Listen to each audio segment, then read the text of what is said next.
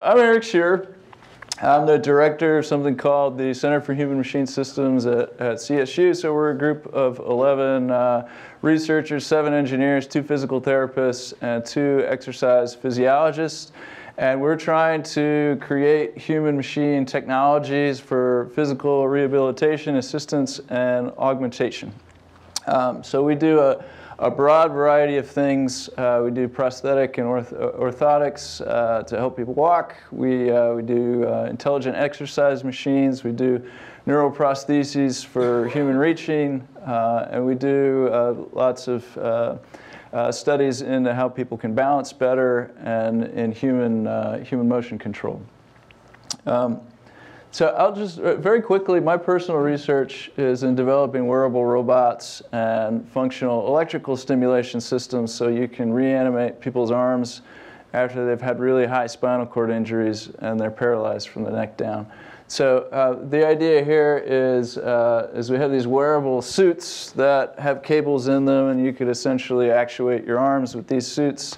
And then you could make the suits even smaller if you also tap into people's muscles. So you have these little red things in here, muscles, and there's yellow things on top that are electrodes that activate the muscles. So we have these systems that are tapping into the nervous system, and they're using a mechanical suit at the same time. So that was just a brief overview of what I do. What I really want to talk about today is how we create educational programs to train people to develop human fusion technologies that fit seamlessly into people's lives. So I'll introduce that with this kind of grim picture here. Okay? This is a really nice picture, though. So at the top there's sort of this shining light in the distance of people in research, clinical, and business. That's kind of all of us. And then kind of left behind is this person in a wheelchair. And the point of this is the reason things can fail with these wonderful technologies is because we're all playing by our own rules in our own areas. So in research, it's you know, when I write a grant, it has to be super innovative, right? Whether it's something that's good for people or not. You know, and it better be innovative. If I'm in business, it has to make a profit. If I'm in healthcare, it needs to line up to whatever my current standard of care is. And if it's outside of that, I might not even have time to do it, right? So if I'm a physical therapist, I have to do test A, B, and C, and I might not have time to implement Dustin's new technology because it's just not part of the game. So I don't think this is what has to happen. So I'll leave it on here.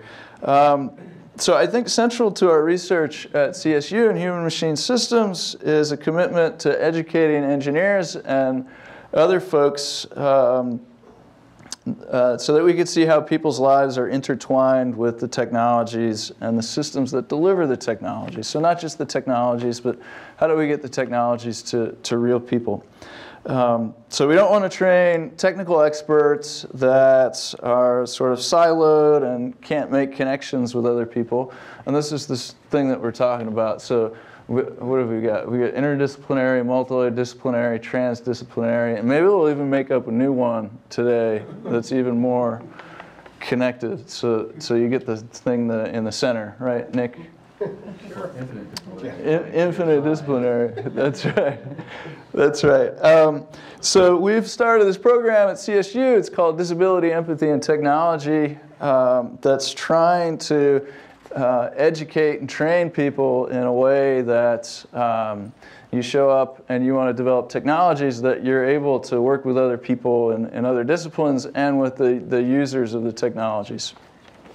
So we have 3 pillars to this program. First is we explicitly teach empathy skills, so things like being able to start a conversation, being able to mirror somebody else's emotions, listen actively, reading body language.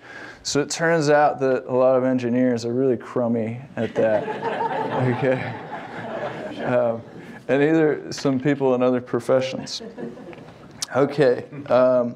Number 2 is we have interprofessional experiences, or maybe I should call them trans-professional. Or, we're going to make up the new word today. Okay.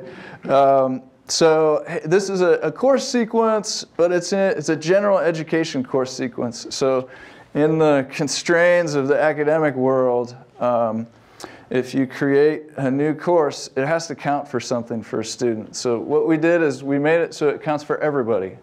So, so any undergraduate can take the class. We've got our first cohort that's going right now. We've got 6 engineers in the cohort. We have 3 music therapists, which was unexpected that those people would sign up for a course taught by an engineer. And we have 1 that's trained to be a physical therapist. So she's an undergraduate student who intends to be a physical therapist. So they have all these interesting interactions, and they sort of have a better awareness of some of the warts of their own profession. Okay.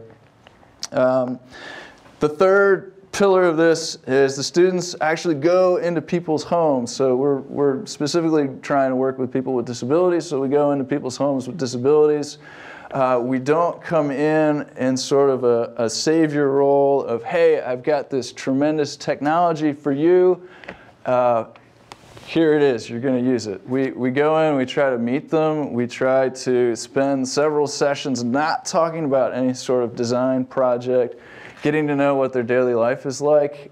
You know, do you like singing? Do you like movies? Tell us what your life is like, and sort of living it along with them a little bit.